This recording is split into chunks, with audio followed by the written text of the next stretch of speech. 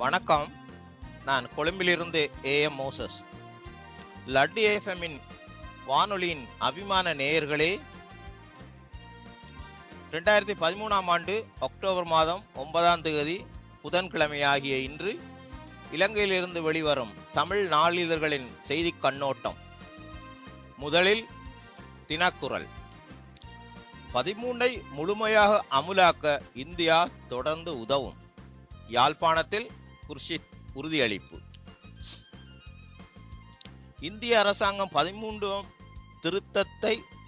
திருத்த சட்டத்தை ஆதரிப்பதோடு அதன் கீழான அனைத்து அதிகாரங்களும் பகிரப்படவும், மாகாண சபை மூலம் வடக்கு தமிழர்களின் தங்கள் தேவைகளை பூர்த்தி செய்து கொள்வதற்கும் இந்தியா தொடர்ந்து ஆதரவு வழங்குவதோடு உதவிகளையும் வழங்கும் என இந்திய வெளிவிவகார அமைச்சர் சல்மான் குர்ஷித் தெரிவித்தார். பாதிக்கப்பட்டு வர்த்தகங்கள் மற்றும் கடற்றொழிலாளர்களுக்கு கடன் உதவி ஆவணங்களை வழங்கும் நிகழ்வு நேற்று யாழ் சில்கோ விடுதியில் இடம்பெற்றது.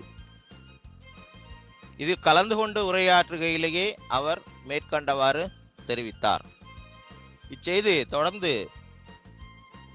6ஆம் பக்கத்துக்கு செல்லுகிறது. வலது பக்கத்தில் ஒரு புகைப்படத்துடன் செய்தி வெளியாகியிருக்கின்றது. அதிகார பரவில் நெருக்கடி ஏற்பட்டால் இந்தியா உதவும், குர்ஷித் உறுதியளித்தார் விக்னேஸ்வரன். அடுத்ததாக முக்கியமான செய்தியாக இதுவும் பிரசுரிக்கப்பட்டிருக்கிறது. அதிகார பகிர்வுக்கு தீர்வு காண பாராளுமன்றமே சிறந்த இடம், குர்ஷித்திடம் ஜனாதிபதி தெரிவிப்பு. அவர்களின் புகைப்படத்தோடு கலந்துரையாடுவதையும் இங்கு காணலாம் என பிரசுரிக்கப்பட்டிருக்கின்றது. பேச்சுக்களை வரையறைகளை முன்வைத்திருக்க வேண்டும் முதலமைச்சர் விக்னேஸ்வரன்.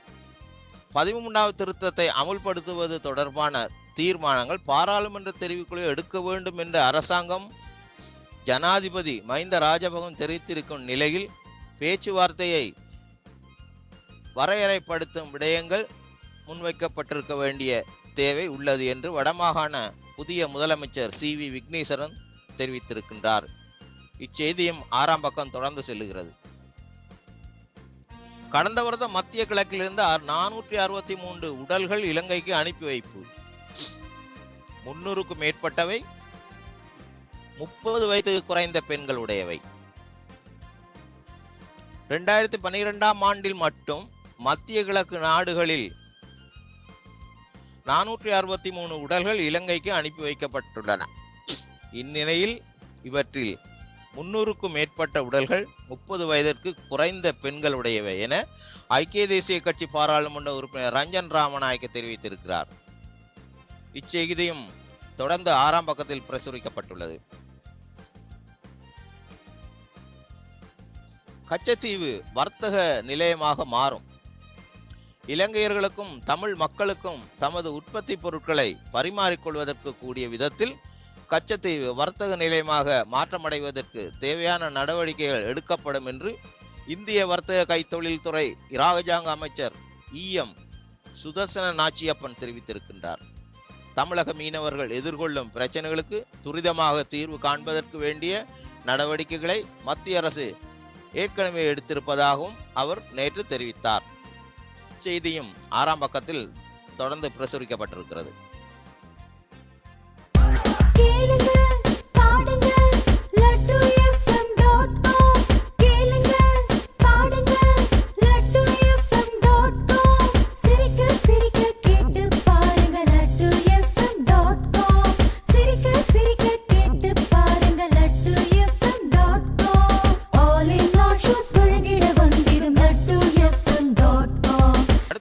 வீரகேசரியின் தலைப்புச் செய்திகள். 13வது திருத்தம் குறித்து தீர்வு பாராளுமன்றமே சிறந்த இடமாகும். இந்திய வெளியுறவு அமைச்சருடனான சந்திப்பில் ஜனாதிபதி மஹிந்த எடுத்துரைப்பு. அரசியலமைப்பின் 13வது திருத்த சட்டத்தை அமுல்படுத்துவதும் விவகாரங்கள் தீர்வுகளும் சிறந்த மேடையாக பாராளுமன்றமே காணப்படுகிறது. எனவே பாராளுமன்ற தெரிவுக்குழுவில் உறுப்பினர்கள் இந்த விடயம் குறித்து கலந்துரையாடி மக்களுக்கு தேவையான தீர்வு காண நடவடிக்கை எடுக்க வேண்டும் என்று ஜனாதிபதி மஹிந்த ராஜபக்ச தெரிவித்துள்ளார். இச்செய்தி 14ஆம் பக்கம் பிரசுரிக்கப்பட்டுள்ளது. இந்தியாவின் உதவியுடன் செல்வநாயகபுரத்தில் அமைக்கப்பட்ட வீடுகள் கையளிப்பு. சல்மான் குர்ஷித் வீட்டு திட்டத்தை வைத்தார். இந்திய வெளிகார அமைச்சர் சல்மான் குர்ஷித் நேற்று தெல்லிப்பளை பிரதேச செயலாளர் பிரிவில் தந்தை செல்வா பகுதியில் இந்திய அரசின் நிதியுடன் நிர்மாணிக்கப்பட்ட வீடுகளை பயனாளிகளிடம் கையளித்தார். அடுத்த இடது பக்கம் ஒரு கட்டமிடப்பட்ட செய்தியோடு படமும் பிரசுரிக்கப்பட்டுள்ளது. யாழ்ப்பாணத்துக்கு விஜயம் செய்த இந்திய வெளியுறவு அமைச்சர் சல்மான் குர்ஷித் தெல்லிப்பளை செல்வாபுரத்தில் இந்திய உதவியுடன் அமைக்கப்பட்டிருந்த வீடுகளை மக்களிடம் கையளிப்பு. இந்த நிகழ்வில் சென்ற சல்மான் குர்ஷித் திலகமிட்டு வரவேற்கப்பட்டது எடுத்த படம். நல்லிணக்க சமிஞ்சைகளுக்கு பலன் இன்றையில் விளைவுகளுக்கு சிங்கள தலைவர்களே பொறுப்பு. கூட்டமைப்பின் தலைவர் சம்பந்தன் கூறுகிறார். போருக்கு பிந்திய சமூகத்தில் தமிழ் மக்களுக்கு உடனடியாக கவனிக்கப்பட வேண்டிய பல தேவைகள் இருக்கும் நிலையில் அந்த தேவைகளை பூர்த்தி செய்ய ஒரு அரசியல் தீர்வு அவசியம். இதை அடைய இலங்கையின் மத்திய அரசுடன் ஒரு நல்லுறவும் அவசியம். எனவேதான் இச்செய்தி 14ஆம் பக்கம் பிரசுரிக்கப்பட்டுள்ளது. அமைச்சர் மேவின் செயலாளரும் பாதுகாப்பு அதிகாரியும் கடத்தல், ஜீப் வண்டி மீட்பு, கொழும்பில் சம்பவம். மக்கள் தொடர்பாளர் அமைச்சர் மோவின் சில்வாவின் இணைப்பு செயலாளரான ஜேடி திலக்கசிறியும் அவருடன் இருந்த பாதுகாப்பு அதிகாரி ஒருவரும் இடந்தறியாதவர்களால் கடத்தப்பட்டார். அச்செய்தி 14ஆம் பக்கம் தொடர்ச்சியாக பிரசுரிக்கப்பட்டுள்ளது. கூட்டமைப்பின் சமிஞ்சையை புரிந்து கொண்டு மக்களின் ஆணையின்படி செயல்பட வேண்டும். அரசாங்கத்திடம் ஐதேக வலியுறுத்தல். வடமாகாண சபை முதலமைச்சர் விக்னேஸ்வரன் ஜனாதிபதி மஹிந்த ராஜபக்ச முன்னிலையில் பதவியேற்றமை பாராட்டத்தக்க விடயமாகும். இதன் மூலம் நாட்டின் சட்டத்தையும் அரசியலமைப்பையும் என்ற தொடங்கிய செய்தி 14ஆம் பக்கம் மீண்டும் பிரசுரிக்கப்பட்டிருக்கிறது. புதுடில்லி நோக்கி புறப்படவிருந்த விமானத்தில் கழிவறையில் 32 கிலோ தங்க பாலங்கள் மீட்பு. சென்னை விமான நிலையத்தில் 4 இலங்கையர்கள் கைது. கடந்த திங்களன்று புதுடில்லி புறப்படவிருந்த விமானம் ஒன்றின் கழிவறைக்குள் சூட்சமமான முறையில் தங்க பாலங்கள் மறைத்து வைத்து பெரும் தங்க கடத்தல் நாடகத்தை அரங்கேற்றியிருந்த இலங்கையர்கள் 4 இந்திய வருமான வரி புலனாய்வு பணியாளர்கள் கைது செய்துள்ளனர். அடுத்ததாக ஒரு செய்தி. வடமாகாண முதலமைச்சர் விக்னேஸ்வரன் இந்திய வெளியுறவு அமைச்சர் சந்தித்து பேச்சு. உதவிகளை வழங்கவும் இணக்கம். வடமாகாண சபையின் செயற்பாடுகளுக்கு இந்திய உதவிகளை வழங்கும் எனவும் இந்த நாட்டுடைய பிரச்சினை உள்நாட்டிலேயே பேசி தீர்க்கப்பட வேண்டும் எனவும் கூறினார். இச்செய்தியும் 14ஆம் பக்கம் தொடர்ந்து செல்லுகிறது. அடுத்ததாக முதலமைச்சருக்கும் உறுப்பினர்களுக்கும் கூட்டணி தலைவர் சங்கரி வாழ்த்து. சத்திய பிரமாண நிகழ்வுக்கு அழைக்காமை குறித்து கவலை. வடமாகாண முதலமைச்சர் CV விக்னேஸ்வரன் மற்றும் அமைச்சர்கள் உறுப்பினர்களுக்கு கூட்டமைப்பின் அங்கத்துவ கட்சியான தமிழர் விடுதலை கூட்டணியின் தலைவர் ஆனந்த சங்கரி வாழ்த்துக்களை தெரிவித்துள்ளார்.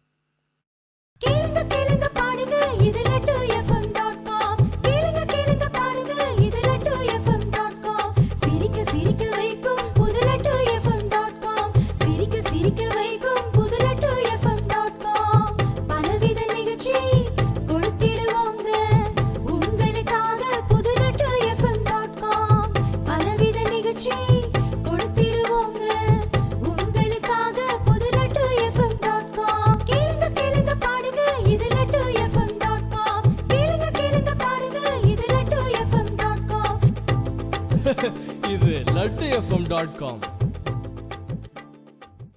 பாஸ், இது LadduFM.com. அடுத்ததாக சுடரொளியின் செய்திகளை பார்ப்போம்.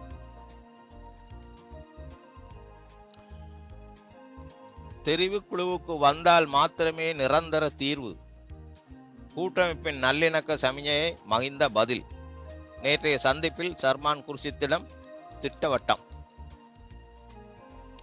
இலங்கை தமிழர் பிரச்சினைக்கு ஏற்றுக்கொள்ளக்கூடிய அரசியல் தீர்வை விரைந்து முன்வைக்குமாறு இலங்கையை இந்தியா வலியுறுத்தியதாக நிலையில் இவ்விவகாரம் குறித்து இலங்கை ஜனாதிபதி மஹிந்த ராஜபக்ச நேற்று நிபந்தனையொன்றை விதித்துள்ளார்.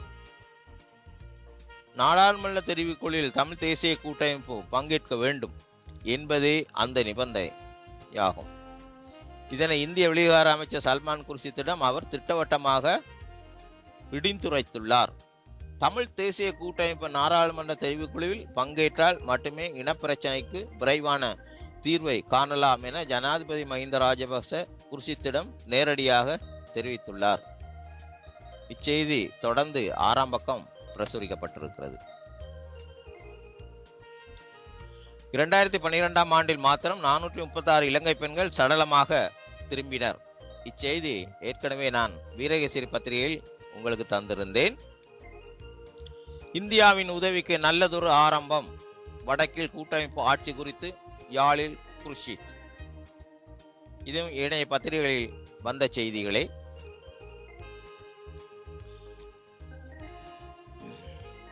இங்கு கட்டமிட படத்துடன்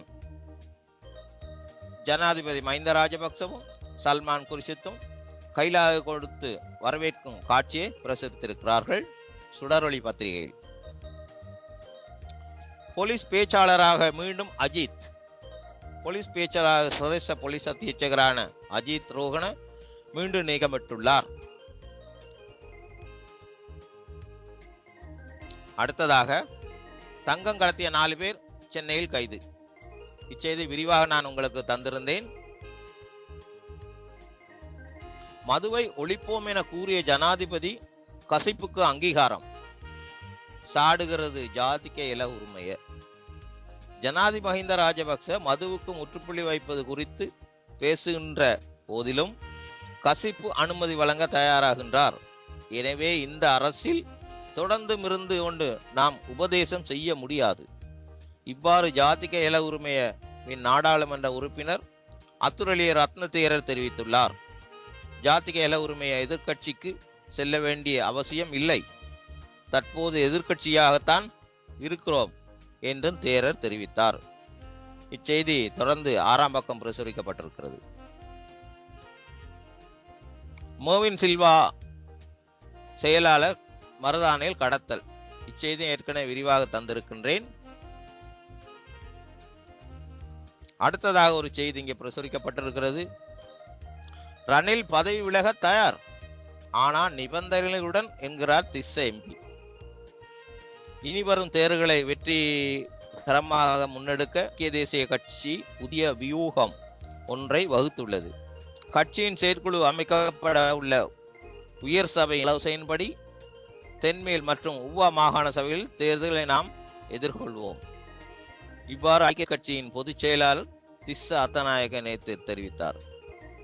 தலைமைத்துவ பதவிகளுக்கு தகுதியானவர் தெரிவு செய்யப்பட்டால் ரணில் விக்ரமசிங்கே உடனே தனது பதவியிலிருந்து விலக தயாராக உள்ளார்.